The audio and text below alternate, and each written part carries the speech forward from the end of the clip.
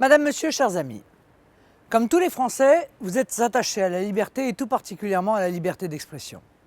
Cette liberté essentielle constitue même la marque de l'esprit français.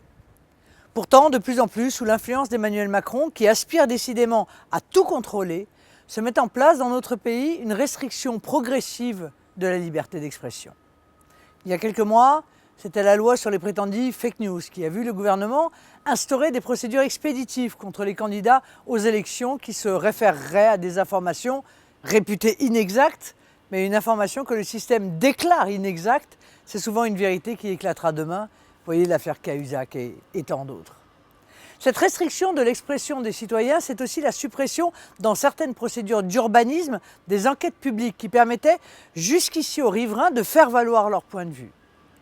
Plus récemment, avec la loi Avia, du nom de cette députée En Marche qui prétend lutter contre la haine sur Internet, le gouvernement franchit une étape supplémentaire. Personne n'est bien sûr favorable au déversement de propos haineux sur le net. Pour autant, est-ce la peine ?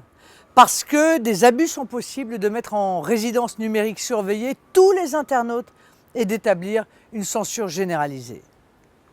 Le plus grave en l'occurrence, c'est que la restriction de nos libertés n'émanera même plus de juges en vertu du droit, mais d'opérateurs privés, Twitter ou Facebook. Ceux-ci interviendront comme de véritables juges des libertés en France. Au risque de fortes amendes, ces opérateurs seront évidemment incités à établir une censure numérique par algorithme en supprimant des comptes ou en rayant autoritairement des commentaires, des sujets ou débats, même s'ils sont pertinents. Vous l'avez compris, il s'agit d'empêcher les citoyens d'échapper à l'information officielle, celle du journal de 20 heures ou du communiqué mensonger du ministère de l'Intérieur.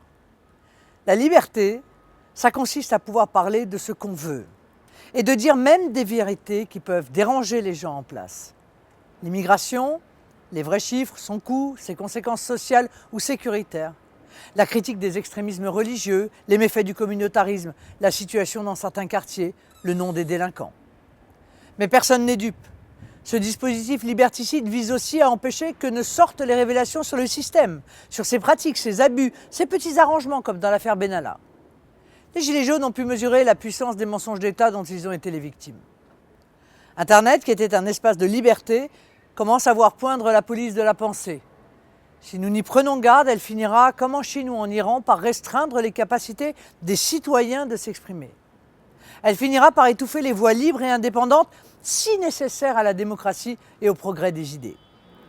La liberté est un droit précieux, mais c'est aussi un droit fragile, car les tentations sont fortes pour les pouvoirs peu sûrs d'eux-mêmes de le remettre en question. La liberté, n'en doutez pas, chers compatriotes, est le premier combat du Rassemblement national. C'est un beau combat. Venez le mener avec nous.